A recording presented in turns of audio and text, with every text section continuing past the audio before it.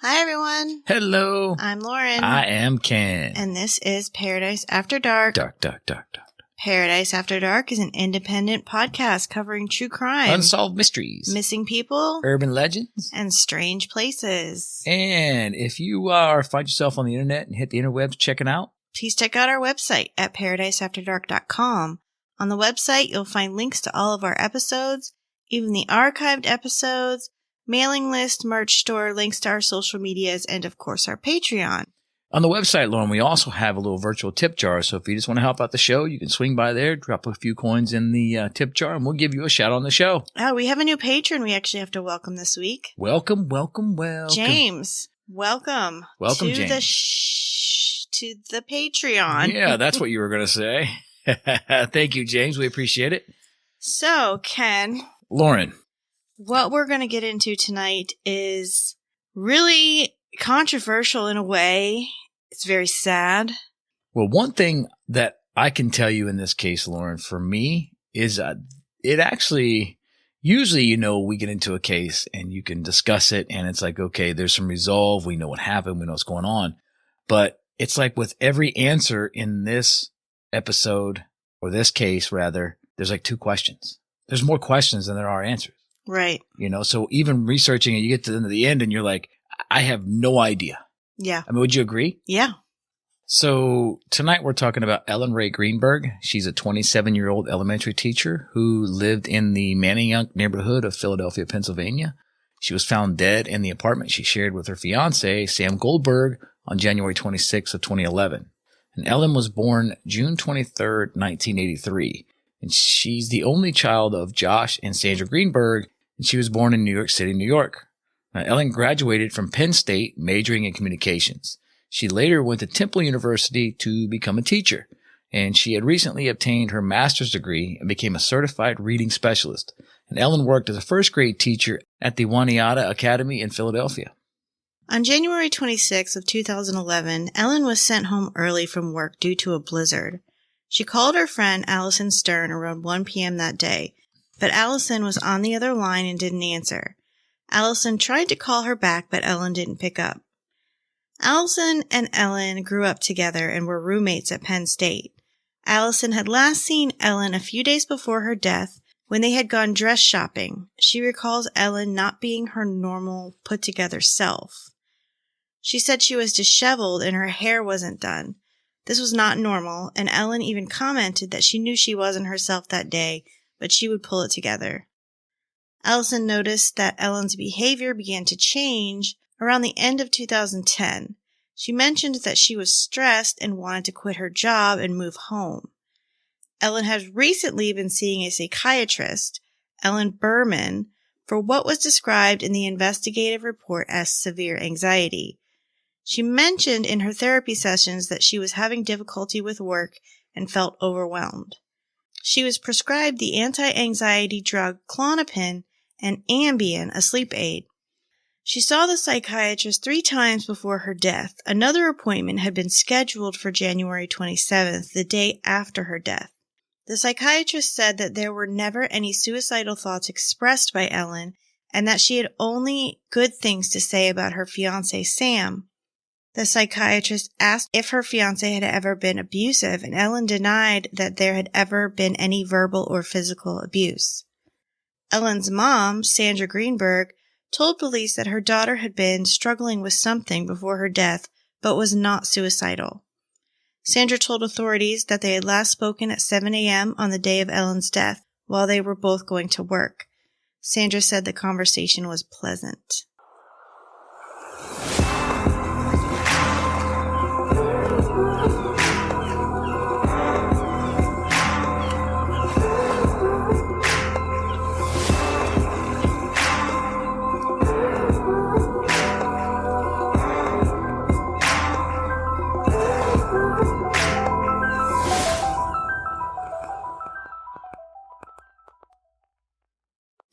At 4:45 on the day Ellen Greenberg died, Sam Goldberg, that's Ellen's fiance, went to the gym that was located in their apartment building. And this was confirmed with the key cards that were used within the building.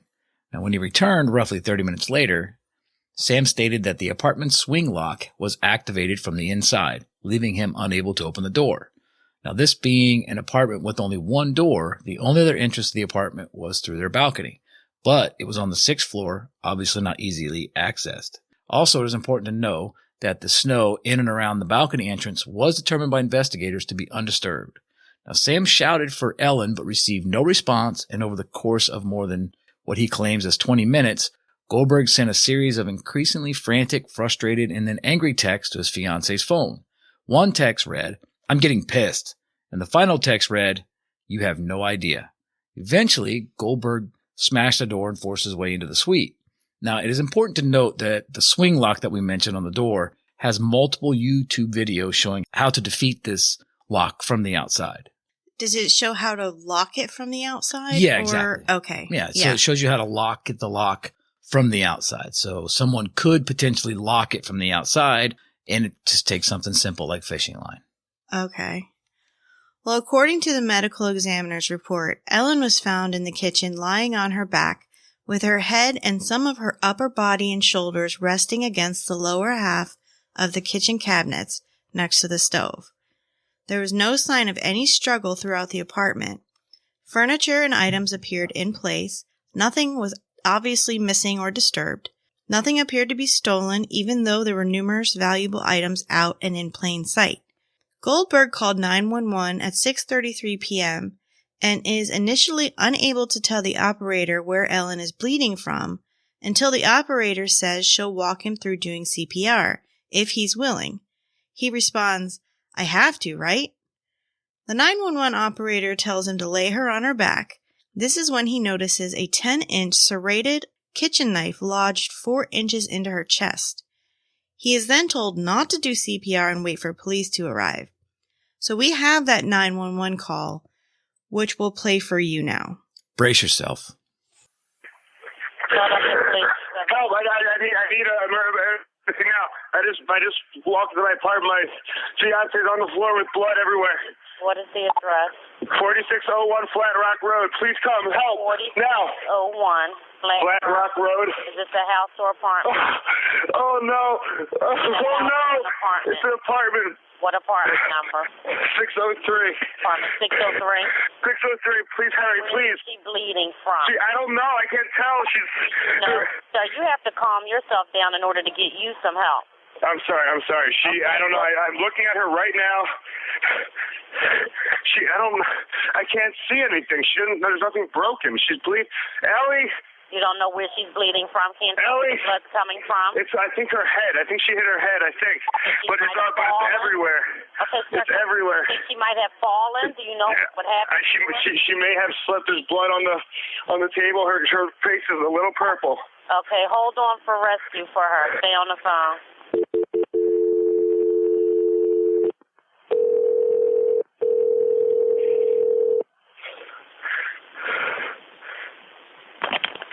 Fire Department 842. What's the address? No. 4601 Flat Rock Road. Please hurry. 4601 Flat Rock? Yes. What's wrong? I went downstairs to go work out. I came back up. The door was latched. My fiance's inside. She wasn't answering. So after about a half hour, I decided to break it down. I see her now just on the floor with blood. She's not responding. Okay. Is she breathing? Look at her chest. I need you to calm down, and I need you to look at her chest. It's really. I really don't think she is. Listen to me. Someone's on the way. Look at her chest. Is she flat on her back? She's on her back. So I bring her. Look at her chest and tell me if it's going up and down, up and down. I don't see her moving. Okay. Do you know how to do CPR?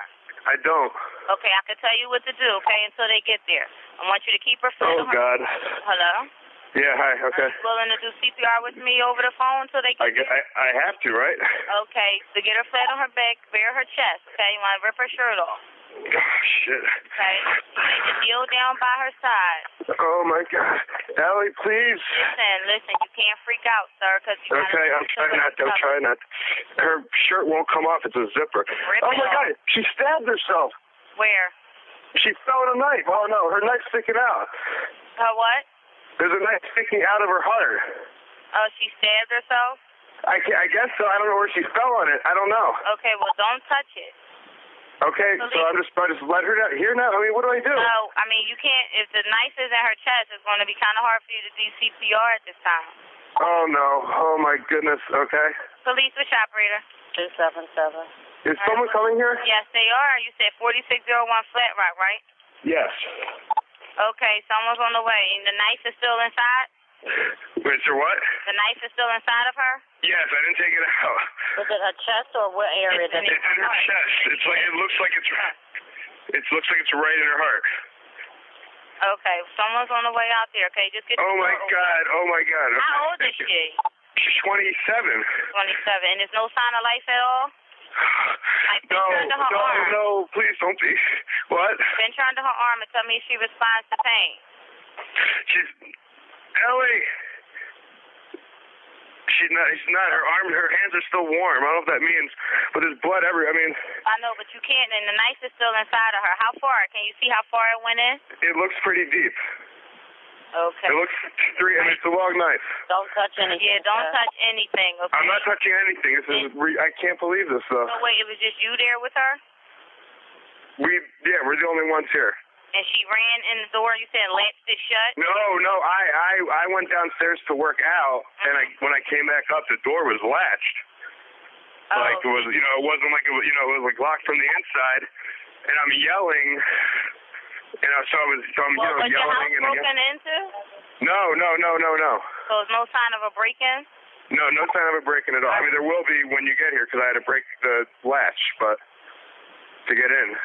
Okay, 4601 Flat Rock, and this is a house, right?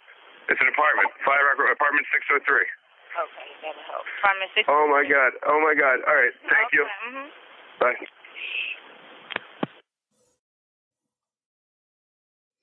Ellen Greenberg was pronounced dead on the scene at 6:40 p.m. Sam Goldberg cooperated with police and was interviewed and released. Okay, so after you listen to that 911 call, you can kind of draw some conclusions from that, which we will discuss when we get towards the end. We'll kind of want to go through the case, and I'll discuss my feeling on it later, and I'm sure Lauren has some thoughts on the 911 call. So we're obviously definitely want to hear about our listeners' thoughts on this 911 call. So keep in mind, he's calling 911, and at this point, he's describing her as being stabbed with this knife in her chest. But it's important here because Ellen had been stabbed 20 times, 10 times in the back of the neck and head, 8 times in the chest, and once in the stomach. She also had a substantial gash across her scalp. Are they counting that gash as a stab? I'm assuming so. Okay. Well, they marked all the wounds A through T. If you look Okay. at the charts that I was looking at, A through T. So that's 20 times. So I'm assuming they are, but maybe it could be like she fell over and hit her head. But they also said the gash across her scalp. They didn't mention a knife wound. Now, the stomach wounds, from what we know, should have caused her to pass out instantly. Now, there was also 11 bruises in various stages of resolution on Ellen's right arm, their abdomen, and her right leg. And these were not initially acknowledged by investigators in 2011. So could this be the first sign of physical abuse from Sam? Maybe. Well, the crime scene photos showed Ellen had a stream of dried blood running horizontally across her cheek from the side of her nose toward the left of her ear. Investigators also found a strainer filled with blueberries and an orange appearing freshly sliced resting on the counter. There was also 2 clean knives that were in the sink. Despite Ellen's horrifying wounds and despite there being no suicide note, the Philadelphia Police Department treated the scene as a suicide. But following the autopsy, Dr. Marlon Osborne of the Philadelphia Medical Examiner's Office ruled the case as a homicide. The autopsy report notes 8 wounds to Ellen's chest. They range from punctures just 0.2 centimeters deep to the 4-inch final plunge of the still embedded knife. She had a 2-inch stab wound in her stomach and a 2.5-inch long gash across her scalp. As we said, there were 10 wounds from nicks to 2 to 3 inches deep on the back of Ellen's neck. At the end of the autopsy, Osborne weighed all of his observations and reached a manner of death, homicide. The following day, the Philadelphia Police Department announced that the death of Ellen Greenberg has not been ruled a homicide. Homicide investigators are considering the manner of death suspicious at this time. On February 28, 2011, however, the Philadelphia Police Department declared that her death had been ruled a suicide, and on April 4th of that same year, Dr. Osborne made the unprecedented move of formally amending the manner of death on Greenberg's death certificate from homicide to suicide. So that's what this really boils down to, is was this a homicide or a suicide?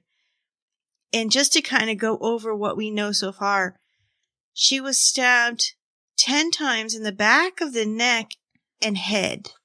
So if you were going to take your own life, could you imagine? It baffles me to think that someone would take a knife and reach around and stab themselves in the back of the neck and the head, and then to think that you would stab yourself in the stomach and then stab yourself in the heart.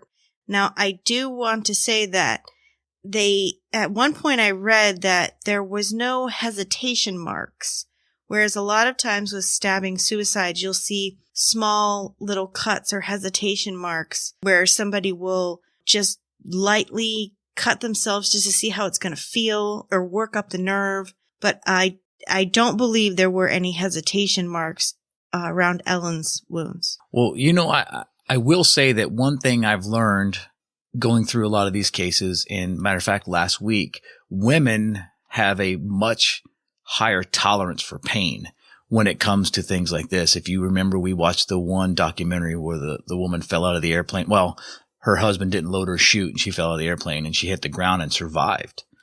And then you go to last week's case with Timothy Pitson's mother. She sliced her wrist, her neck. I mean, she sliced herself open pretty good. In this case, I mean, I'm trying to relate it. In a lot of cases, it's usually a woman, she's going to slice her wrist or she's going to cut her throat. But you're talking about multiple wounds. And this is a very well-educated woman. She's a teacher. So it would seem to me that she would be smart enough to know that she's not going to try to stab herself in the back of the neck. And like you said, the hesitation wounds. What about once you stab yourself the first time? It's like pain itself will tell you, stop. Stop. That's what pain does. It tells you to stop. So I find it very rare, or odd, I should say, that someone would be willing to stab themselves in the head and the neck multiple times and then continue on and say, it's not working. I might as well just go and shove this knife in my heart. I just don't get it, which is why I said this creates more questions than answers.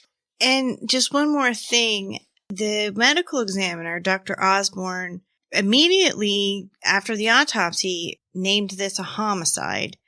But it seemed like the Philadelphia Police Department, the following day, the Philadelphia Police Department announced that the death was just suspicious. It wasn't a homicide. It was just suspicious. Then the police department declared her death was ruled a suicide, but the medical examiner did not formally change that until April, 2 months later. Mm-hmm.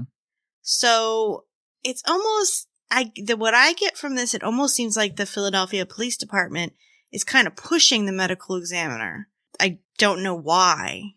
We can maybe discuss that a little bit later, but sometimes you're being persuaded by an outside force. So how about let's just take a quick second. Let's talk about the scene. Okay.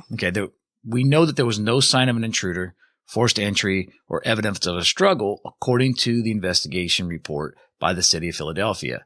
This is done by the Office of the Medical Examiner. The only thing is it says no evidence of forced entry, but we know that Sam busted through the door. Yes. Right. He busted the door down because that was the only way that he could get in. Now, the neighbors hadn't heard anything strange and nothing was captured on the surveillance cameras in the lobby or around Ellen's apartment building. Now, Ellen hadn't sustained any injuries consistent with self-defense in the knife attack. So they're saying there's no defensive wounds, right? Right. So some people have claimed that the bruising found on her arms showed signs of a struggle, but remember that some of the bruises were partially healed. Right. So they were in various stages. Now, the only DNA police found in the apartment was Ellen's. Another factor that angers not only myself, but several other true crimers is that days after Ellen's death, a crime scene cleanup crew thoroughly wiped down the apartment before investigators were able to analyze further evidence. So before they were able to go in there and get more stuff, they cleaned it. And Why? this would have been during the time where the death was ruled a homicide. So they should have had that locked up as a crime scene. They should never have let cleaners in there. Good point, Lauren. Good point. Well, according to an investigative report done by the Philadelphia Examiner, which was released on March 15th of 2019, in an effort to resolve the dispute over the manner of death, Detective John McNamee said that he suggested hiring an outside neuropathologist to review a portion of Ellen's spinal cord to determine if it was damaged by any of the wounds to the back of her neck. According to McNamee, the neuropathologist who conducted the exam told police that the spinal cord sheath was hit, but the cord was not severed. Now, Ellen most likely went numb, thus allowing her to stab herself repeatedly. I ain't buying it. Well, that would make sense. Well, it doesn't. It doesn't, because if her whole body went numb, how would she have the coordination to stab herself? Like, I can understand if you're numb, you don't feel it, you could go ahead and stab yourself 100 times. But would you have the coordination? Like, when my foot falls asleep, I can't even walk. Yeah. Like, you know what I mean? Or I when understand. your hand goes numb or your foot goes numb.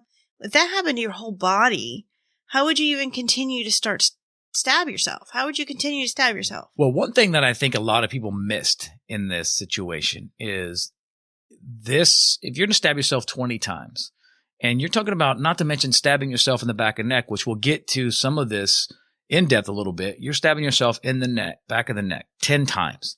Then you're going to stab yourself in the chest 8 times, and then you're going to stab yourself in the stomach. And then this requires some serious determination to commit suicide. You know, she had all these pills at her disposal, you know, because she was taking these different pills. She could have just choked on them all. You know, she could have done a lot of things differently, but this shows so much determination to commit suicide. That's where I find this to be a little bit shady. But again, stick around to the end, you'll hear my theory. So, in the days and weeks leading up to Ellen's death, she or someone using her computer searched for the following terms. On December 18th, 2010, someone looked up the term suicide methods. January 3rd, 2011, sex fantasy death and model death. January 6th, Zoloft plus VS, Prozac side effects and benefits. On January 9th, girl electrocuted to death trying to Twitter in bath, and Twitter bath death. And on the 10th of January, quick death, quick suicide, euthanasia, and painless suicide. Then there's the medication that Ellen was taking, Klonopin and Ambien. Both list suicidal thoughts and behavior as possible side effects, and they were the only drugs found in Ellen's system when she died. Despite all of this, Ellen's family refused to believe that she took her own life. Well, they also did state somewhere that the amount of Klonopin and Ambien in her system was not a high amount, so it wasn't like she took more than she should have. So there was a small amount of each, which would have been basically her normal prescription. So it wasn't like she was taking too much. So let's take a quick break and hear something from our sponsors.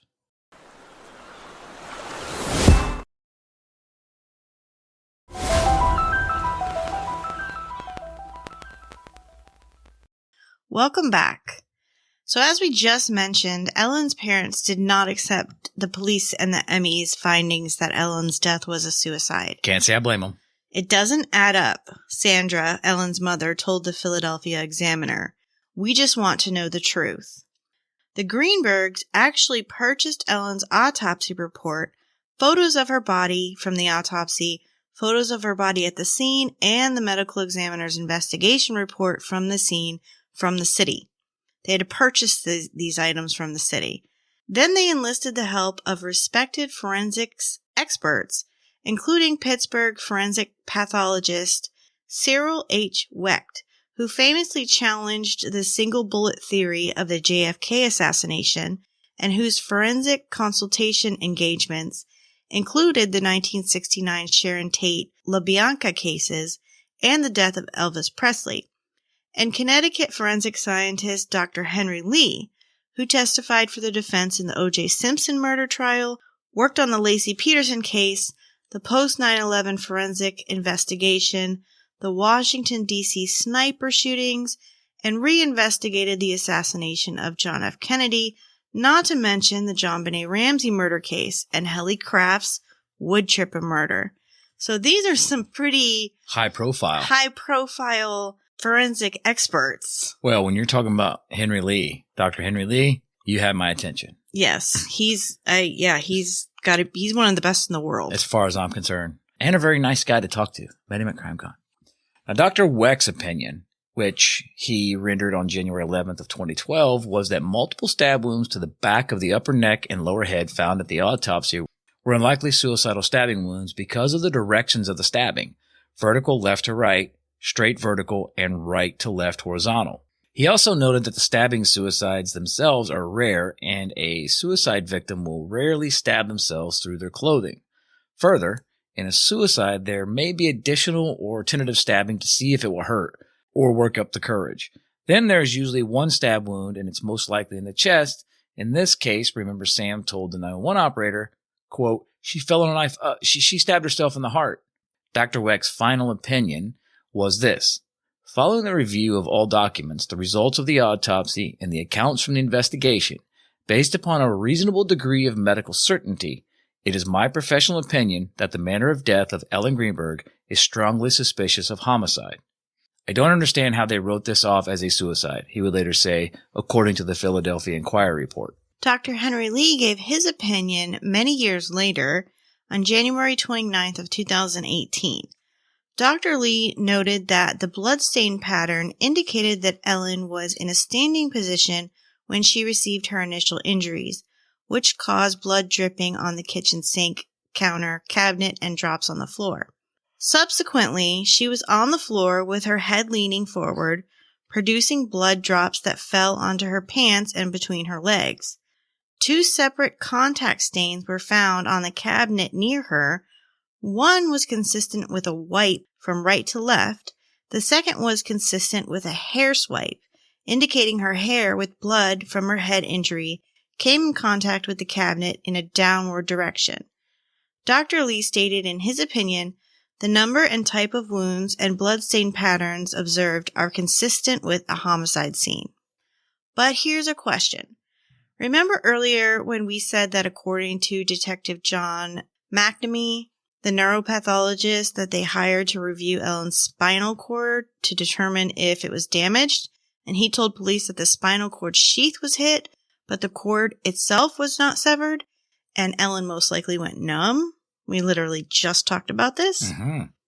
Guy DeAndrea, a Philadelphia homicide prosecutor who reviewed Ellen's case in 2015, could not find any neuropathology report. He requested a copy from police and the ME's office, but was told it couldn't be found or that it didn't exist. There was no invoice for the exam found.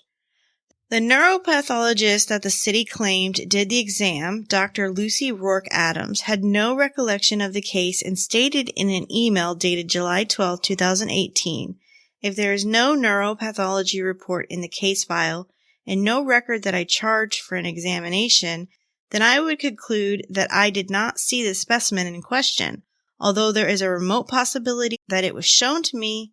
However, I have no recollection of such a case. Yeah. What the hell is going on here? So she can't remember if she has seen this or not, which it would seem to me that if I don't know what her workload is or caseload is, but it would seem to me that if she saw someone that she said it was a homicide, but then changed to a suicide and had been multiple stab wounds in the back of the neck, that she would recollect that. Well, after viewing the rest of the reports, minus the neuropathology report, DeAndrea stated, for every piece of evidence someone could point to and say this was suicide, I think someone could reasonably, on the other hand, point to evidence, even the same evidence, that would suggest it was a homicide. Yeah, exactly. So that's where the conflict comes from. That's where, you could understand why the family is looking at it one way and investigators are reporting another way. And obviously, Sam's family is going to look at it one way, and that's where we find ourselves in this little bit of a turmoil. Well, the Greenbergs, they filed a public records request to get the police case file, and they were turned down. But their attorney, former state attorney general Walter Cohen, kept pushing until they finally allowed them to look at the files, but not make any copies or take photos. So this is all you can do is just see what you got. That's it. Can't take it with you. If this was a run-of-the-mill suicide case, why would the police be so secretive about the files? Good question. Well, Tom Brennan, a retired 25-year police veteran and former chief of Dauphin County, said the lack of defensive wounds on Ellen didn't necessarily support suicide. He has seen many stabbing victims without defensive wounds. It's referred to as a blitz attack. He would later explain where the victim is attacked that quickly that they are unable to defend themselves. I keep looking at the gash on her head, and I think that could have been an immobilizing blow that could have left her unable to defend herself. One more thing that was puzzling to some of the outsiders who looked into this case was the blood stream across Ellen's face, coming from her nose toward her left ear. Police theorized that she had stabbed herself and then slumped straight down to the position she was found in with her head in a vertical position. But if that was the case, how did the blood flow toward her left ear? Did it defy gravity and flow sideways? Dr. Wayne K. Ross, a forensic pathologist, examined a piece of Ellen Greenberg's spinal cord that had remained in the medical examiner's office. Side note, why would the medical examiner keep a piece of her spinal cord if it was just a suicide? That's actually a good point to ponder. I didn't think of that. Ross concluded that one of the stab wounds penetrated Ellen's cranial cavity and severed the cranial nerves and brain. As a result, she would have experienced extreme pain, cranial nerve dysfunction, and traumatic brain signs and symptoms, including numbness, tingling, irregular heartbeat, and bradycardia, which is a slow heart rate, respiratory depression, neurogenic shock, and impaired or loss of consciousness. Which would most likely stop her from continuing to stab herself. Exactly. In my unprofessional opinion. Exactly. In 2019, the Philadelphia Medical Examiner's Office decided to take a closer look at the only sample of Ellen's spine with a stab wound. It was relayed back that a portion of the spine didn't show clotting or blood, and the stab most likely occurred after Ellen either had no pulse or was already dead. And then there's a question of the locked door, which police said factored heavily in determining that Ellen was alone when she died. But Brennan and DeAndrea both noted that videos of different methods for manipulating swing bar locks from the outside that are already easily found on the internet. That's what we mentioned earlier. That you can defeat these things. You can figure this out. Also, it is only known about the door lock due to Sam's testament. In other words, Sam's the only one that said that was locked. Which I'm going to go on a record and say he's probably right. It probably was locked. This goes with my theory that I'll mention later. Because he went down and actually talked to the maintenance man to have him come up and try to get to bust in, and they told him, no, we can't do that. Yeah. So with that being said, he did try to get someone to help him break in, but obviously that didn't happen, so he had to bust the door down. All right, let's take a quick break.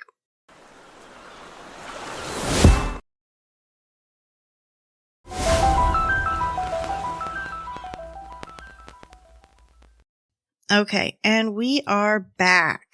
And I want to know what is up with Ellen's fiance, Sam Goldberg. And this is what is bugging me. There's some reports that Goldberg called family members before the police arrived. One family member is reported to be Judge James C. Schwartzerman, who is the chair of the Ethics and Professional Responsibility Group. According to the prosecutor's podcast, Goldberg called his cousin and then his uncle, the judge we just mentioned, and the judge arrived at the apartment complex 1 minute after Sam ended the 911 call. Now, why would he call these people? It almost seems like he called, if the judge arrived 1 minute after Sam ended the 911 call, that means that Sam must have called him before he called 911. Giving him ample time to get there. Right. So why would you call your uncle and your cousin if you don't know what's going on or... Yeah, this is one of the other things, Lauren, that makes people very suspicious in this case. Because whenever someone contacts someone other than law enforcement or 911 or calling for medical attention or whatever prior to tending to whatever the issue is. So I come home and I find you laying on the floor and there's blood everywhere. I'm not calling my brother. I'm not calling my mom. I'm calling 911 because I need you here now because there's a possibility you may still be alive. I will figure out what's going on in a minute. Right now, I need them on the way. We'll discuss it with 911.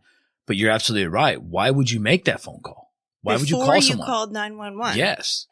That's what I'm saying. I would never, I can't possibly fathom that. Neither can I. So I guess there is one thing to consider. Maybe Sam's family was kind of able to sway this police investigation. Is that possible? Maybe that's why he called them. It was a judge. You know, they apparently have deep ties within the Pennsylvania judicial system. I mean, Goldberg has a criminal record in Arizona for primarily traffic violations, but one charge was only providing liquor to minors. I mean, nothing major like we're talking here, like murder. Yeah. He was also evicted by a landlord in Arizona who tried to bring as many as 9 civil judgments against him. Again, nothing that's murder, nothing that's crazy or violent. Yeah, that in itself doesn't prove anything. You see what we're getting at here? Yeah. So he's got crimes previously. He's got charges previously. He's got piddly stuff. Exactly. Nothing big. So if something like this big happens, he panics, maybe calls his uncle, says, "Hey, Judge, I need help. What do I do?" He says, "Call 911. I'm on my way." However, if Goldberg had murdered Ellen, how did he pull this off? If he did commit the murder, how did he pull this off? He could have killed her before going to the gym, used the gym as his alibi, came back, sent her text message after text message to further his alibi, go to the front desk and ask for help knowing that they can't help, and he runs back upstairs and breaks the door down? Maybe. Where was the bloody clothing? Because, you know, his clothes would have been covered in blood unless he had time to dispose of it. So why was his DNA not found? Could it be because there was no defense from Ellen? Or maybe because he had time to clean up? You would think if he lived there that at some point they would have found some sort of DNA on That's Ellen. what I was going to say. How is it possible that only Ellen's DNA was found if he lived there? I find that to be really odd. Exactly. So how could Goldberg or anyone else do this to her with no moving, thrashing, fighting, no blood cast off, and no DNA found? I don't know. Could have been suicide? I don't know. Well, here's something I think that we really need to consider. Did Ellen have a psychotic break brought on by her medication and end her life in such a strange way? Klonopin is the brand name for clonazepam, a benzodiazepine.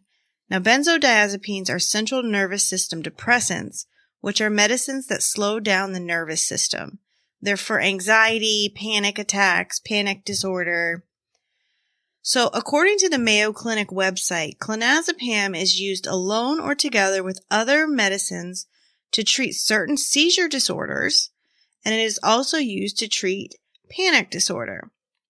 The website lists precautions that need to be taken into consideration when taking this medication, and these precautions include unusual and strange thoughts or behavior, confusion, worsening of depression, hallucinations, suicidal thoughts, and unusual excitement, nervousness, or irritability.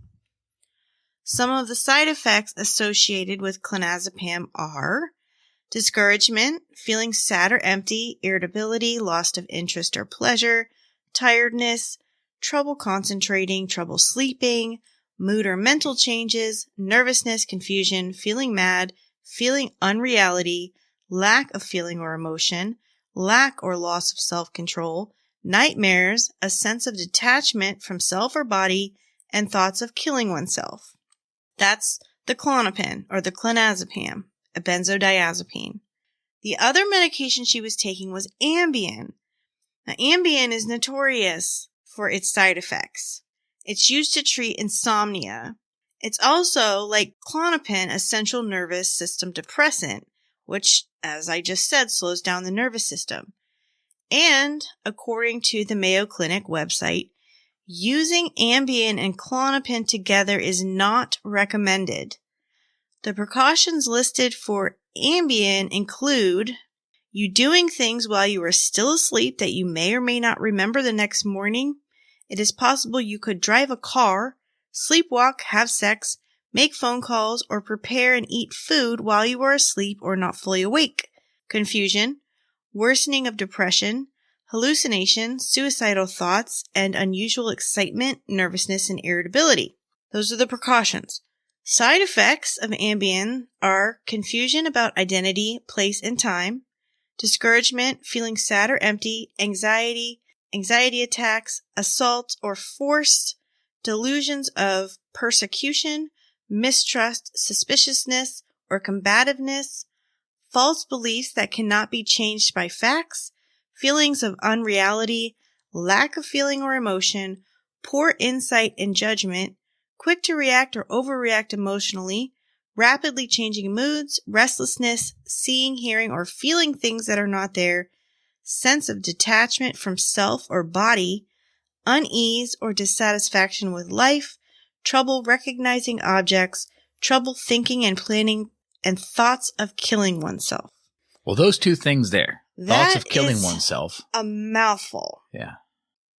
Okay, so these are the precautions for each medication, the side effects of each medication, and the Mayo Clinic saying that it is not recommended that you use these medications together. Although she was prescribed them together. She was prescribed them together, yes. Well, that's what I was going to mention is you get into it slowing down the nervous system and then also the thoughts of killing oneself. Right. But does it slow down the nervous system enough to where it makes stabbing yourself in the neck 10 times pain-free? No. I highly doubt that. No.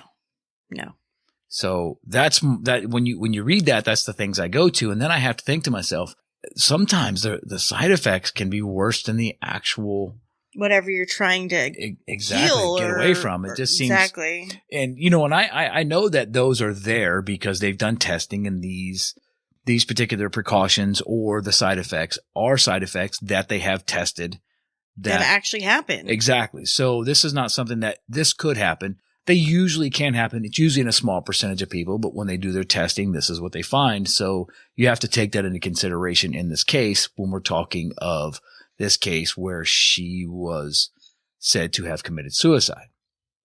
So, but as far as the suicide thing goes, her family does not believe whatsoever that suicide was what happened.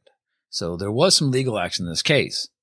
And in October of 2019, Ellen's parents filed a civil suit against the Philadelphia Medical Examiner's Office and Dr. Marlon Osborne. This was the pathologist who conducted the autopsy. The suit seeks to change the manner of death to homicide or undetermined, citing new information or the fact that Dr. Osborne admitted to changing the manner of death at the insistence of the police. A new technology that was not available at the time of Ellen's death, called photogrammetry, created a 3D anatomical recreation of Ellen's wounds, which demonstrated that not all 20 wounds could have been self-inflicted. I have looked at similar graphic, and I would have to agree. I've looked at it. I've seen it. And if you look at it, they actually show the knives, and I could not see how someone could reach those stab locations themselves. I think we can post it. Can we post that on? Yes, we can. Yeah, we'll post that. Post those that way photos. you'll get to see how these wounds come in. And again, you would understand if someone tried to stab themselves in the back of the neck, maybe once or twice, and be like, man, I can't do that. That's number one. It's uncomfortable to hold a 10-inch knife so far away behind your head. And then you're going to pierce your neck multiple times. It would seem like they would try it 1 or 2 times and then stop and go to a different direction or a different location on the body. Yeah. Well, in 2020, the case was allowed to proceed past the motion to dismiss stage, that's good news for the Greenbergs. On June 8th, 2022, a Philadelphia trial court wrote an opinion stating they believed Greenberg's death case should head to trial. In the opinion, the court stated, since the current death certificate reflecting that Greenberg committed suicide would present a nearly insurmountable hurdle for the plaintiffs in bringing a wrongful death action, it is not unreasonable, unjust, or an abuse of discretion for the court to make a declaratory finding that Dr. Osborne may have erroneously determined Greenberg's manner of death or abused his discretion by not even considering whether it was appropriate to amend her death certificate under the unique circumstances of this case. According to the trial court, A trial is needed because there are factual disputes which the court believes, if are resolved in the Greenberg's favor, has to require the death certificate to be changed from suicide to something else. Joe Podraza, the family's attorney, told NBC 10.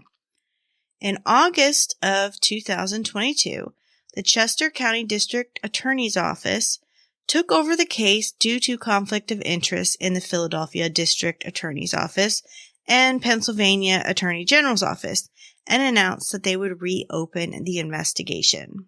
Well, and just a quick question. If they reopen the investigation, what they mean is if they can get the manner of death changed from suicide to undetermined or homicide, you would potentially open up an actual investigation where law enforcement would have to take a second look at all the pieces to this puzzle, correct? That's why it's important for them to continue to battle and try to get this done. Yes. Okay, because that's something that the family needs to have done. At least give them that. If you're going to go ahead and you know it's suicide, then you go ahead and open it up. You put some detectives out there, let them go through everything and determine it, because you don't know what they might find. The only issue I have is because the case had been changed from homicide to suicide, if in fact you found something that would determine this to be more likely homicide, you've already given the defense something to work with. Right. You know, and that's the part in this case that just eats me alive for the family. Even if it's turned over, there's literally still going to have an uphill battle. Yeah. So it's all coming down to one stab wound that the city's pathologist finally got around to examining in 2019 that lacked blood, indicating that it was inflicted after Ellen was already dead, making it impossible for Ellen to have stabbed herself. So if Ellen didn't stab herself, who did? Who did? Yeah. Remember, the front door was said to be locked from the inside, and we know that the 6th floor balcony was almost impossible to navigate in the snowstorm. Remember, it was a snowstorm. She was home early because she had left school because of the snowstorm. And it's on the 6th floor. 6th floor. So I mean, it's a snowstorm. It's 6th floor. The investigators looked at it. There was no disturbance in the snow that was outside. It was fresh snow. You would know that there'd be footprints. And we're not talking about Spider-Man case here. I mean, nobody's going to be outside on the 6th floor trying to get in or out a window. So here's a couple things I wanted to kind of discuss. And before I get into my theory, I want to get my theory like so bad, because I literally went through everything I could find in this case a couple different times. And I'm like, things just kept like not resonating in my head correctly. Number one, how do you have 20 stab wounds, multiple stab wounds to the back of a neck, and no one is arrested? And you have the person right there in front of you who found her. Number one, the 911 call, like I said, seems very suspicious because he was actually a TV producer. So Sam was a TV producer for the NBC, and he's also worked for the Golf Channel. So he knows acting. He knows about how to do things. He's worked around actors. He's aware of how to conduct himself. He's seen actors work professionally. Well, the first time that I heard that 911 call, my first instinct was, he sounds really fake. Yeah, it sounds like he's acting like, oh, Helen. And one thing that gets me is there's that little pause where she says, hang on a second. She shifts, she sends her over to another, like, okay, I'm going to send you to this person, right? She changes it. And he's like, oh, Ellie. And then, okay, sir, I'm going to send you to here. Okay. And then you get this pause, and then the other lady picks up, and he's like, yeah. He gets panned, and like, he's trying to like, it's like he's acting. And then the part where he goes, she fell. I mean, she fell on a knife. I mean, she stabbed herself. What? First of all, how would you know that she fell on a knife? How did you know? I have no idea. Oh my God, there's a knife in her chest. Oh my God, I can't get the jacket off because it's a 10-inch knife that's in her chest, 4 inches deep. And you had no idea that you couldn't perform CPR because there's a giant knife in her chest, but you didn't know that she was already, I mean, there's so many factors in the 911 call. And this is where I can really sympathize with Ellen's family because nothing adds up in this case. So, I mean, the medications, yeah, it's possible that she was taking the medications and committed suicide, but nothing would lead me to believe that the medication would cause her to want to immediately and violently take her own life. I mean, this is violent. Yeah. I mean, this is something that the average person, I mean, like we mentioned in, the case last week, that she cut her wrist, she cut her throat. I mean, this is what you do when you're trying to do. You don't stab yourself in the back of the neck, especially when it was found that she was Googling painless suicide. This is not the steps that you take. Now, the odds of it being a random stranger, I highly doubt it. I mean, what's your take on that? I think a random stranger came to the door? Absolutely and not. then he left and then locked the door from behind him? No, I don't think so. Exactly. So, like I kept mentioning this whole time, and this is what gets me. So, like I said, I mentioned the 911 call where he does the whole fell on the knife. He's definitely acting. It was like an episode of Friends, for crying out loud. It was like Joey was calling 911. It really made me angry to listen to this. So here's my theory. Okay. So they obviously had been maybe not having such a great time. The relationship was struggling, which everyone who's been in a relationship for long term has had that issue where you struggle in a relationship. So she had contacted her mom and said, look, everything is fine between Sam and I. I just want to move back home. I'm stressed. I'm seeing a therapist and I've got some medication.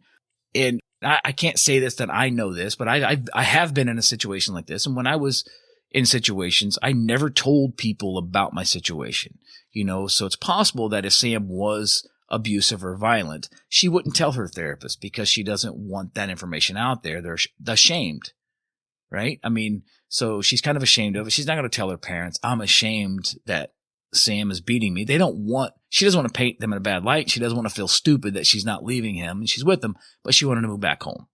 Right. So they give her some medication and maybe that's why she's depressed. We do know that she had some bruise marks on her arm. She was bruised in various stages, which means some may have been a couple days old. Some may have been 4 days old, 3 days old. Some could have been within a day. So with that being said, we know that there's a possibility that maybe Sam was abusive if in fact the bruise marks were from him. So they're in a fight and they argue and he goes, you know what? I'm going to the gym. She's like, fine, leave. He goes to the gym. As soon as he leaves, she's like, fine. She shuts the door, she locks the door, and she puts the lock on. She don't want to deal with him no more. She's done. Maybe he had gotten aggressive. Maybe she was scared of him. So she's in there. She's making herself some lunch. She feels better that because she was cutting some stuff up. And they found some like slices. I think it was fruit, some kind of fruit they found. Blueberries and an orange, yeah. So she was making herself some lunch and he's down at the gym. This is my theory. This is what I've deduced from all the information, which is a lot of information I've taken in. He comes back from the gym, right? Because they were already fighting. She's scared. She don't want him back in. Or maybe she's just angry, not even scared, So he tries to get in the door. He can't get in the door. She's got it latched. So he's texting and she's like, I'm not going to answer him. I'm done with him today. I can't deal with this right now. I've got so much going on in my life. I don't want to deal with him right now. So he goes downstairs. He talks to the maintenance guy. I can't think of his name. I do know it, but I got it written in a note somewhere. So he comes back upstairs, right? The maintenance guy's like, look, I can't help you get in. Oh, I need you to come up here. Get me in here, right? He's very angry at her. He wants to get in that building. He wants to get in the room with her. She doesn't want him in there, right? So the maintenance man says he can't break in. I can't help you do that. It's against the law. It's against company policy. I can't do it. So he goes back upstairs. The door's still locked, right? Finally he texts. He goes, you don't even know. And that's it. That's when he says, I'm busting through the door. He busts through the door. She's there. They start fighting a little bit. Maybe they're arguing or she's in there cutting the stuff. He is so mad at this point because it's been a while since he's trying to get in the door and he can't get in, which is going to make him even more angry that he's already an abusive person. He's not in control of the situation. She is. So when he regains control and enters the house or the apartment, he gets angry. She's in the kitchen because they did say at one point, I saw somewhere where they said the knife, the block that the knives were in was fallen over. So it was laid over on its side on the counter, which means somebody reached for a knife really quickly and grabbed it, begins to stab her, and of course hits her with a couple blows that leaves her incapacitated. Therefore, she's not fighting back. She was not expecting. She might have expected to be, grabbed or thrown, or maybe he grabbed his arm and would yell at her because she had bruises on her arm, which may have occurred previously. She wasn't expecting that. And when it happened, she may have just been in complete awe and just basically was rendered like helpless and like just in so all the situation that she didn't realize what was happening. And next thing you know, he violently started attacking her. Hence the blitz attack that they said, stabs her. He doesn't know what to do. Oh my God. He realizes when he comes to, once his little bit of anger and she's basically on the ground, the situation can't be controlled anymore. He's not in control. She's on the ground. He doesn't know what to do. He picks up the phone. He calls his cousin. His cousin says, hey, call my dad or the uncle. He'll know what to do. He calls the judge. The judge says, okay, you need to do this. You need to do this. You need to do this. Call 911. As soon as you do this, call 911. He does all the stuff he's supposed to do. He calls 911, puts on his best act. And what really gets me in the 911 call is when he goes, oh my God, she fell on a knife. She stabbed herself.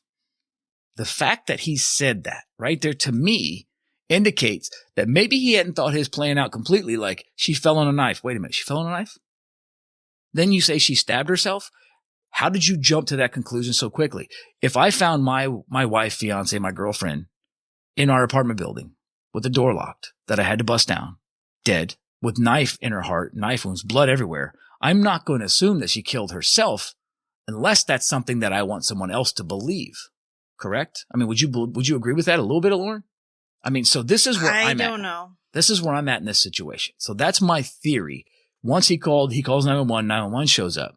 Well, then they go through all their regular investigations because remember, the only person that knows that the latch on the door that was locked or the latch swing lock.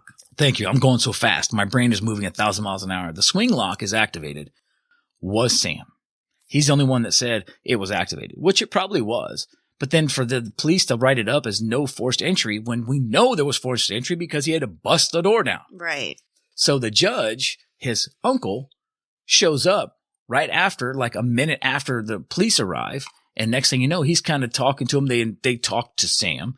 But I'm sure that they know, the judge like, look, blah, blah. He acts as sort of an attorney and probably did most of the talking. We don't know. I do not, under any circumstances, believe in this case that she committed suicide. Case last week, absolutely do I believe that 100%. Okay. If you start getting to a lot of the cases we've done several cases where the people had committed suicide at the end and it's quick. They cut their wrist, they cut their throat. We've talked a few cases like that. This is just so odd to stab yourself 10 times in the back of the head. Yeah, I don't really buy that it's a suicide.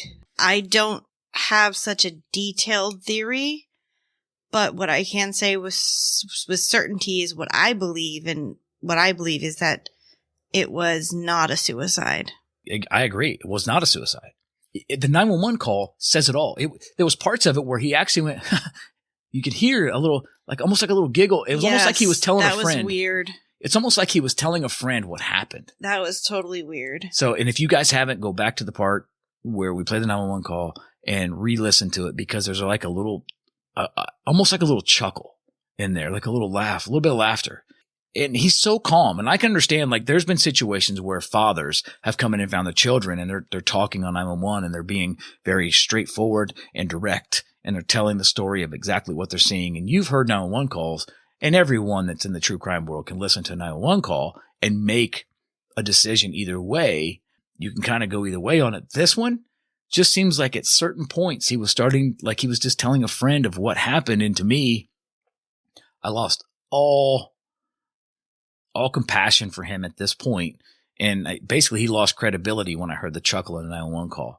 So, I mean, that's my theory. It could have been a nervous chuckle. It could have been. I'm just playing devil's advocate. No, here. that's fine. No, and I want you to do that because and again, that's where we find ourselves at odds, just like the investigators and the family have find themselves at odds here with a case where I'm going to say more people are going to lean more towards homicide than are going to lean towards suicide. But unfortunately, both options in this case, Lauren, are still open.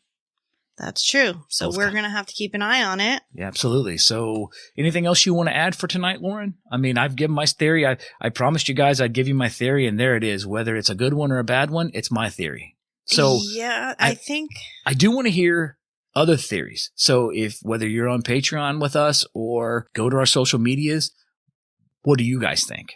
What do you guys think the theory might be? We would love to hear anything you have to offer. So with that being said, let's go wrap it up for tonight, Lauren. If you'd like to support our show, please subscribe to our Patreon at patreon.com/Palmahawk Media. That's PALMAHAWK Media. And be sure to check out our website for all of our social media, our merch store, and much, much more. And please make sure to subscribe to the show on whatever platform you're listening on and rate and review. This really helps us branch out and reach a wider audience. You guys are all wonderful, and we'd really like to thank you all for listening To Paradise After Dark. Dark, dark, dark, dark, dark.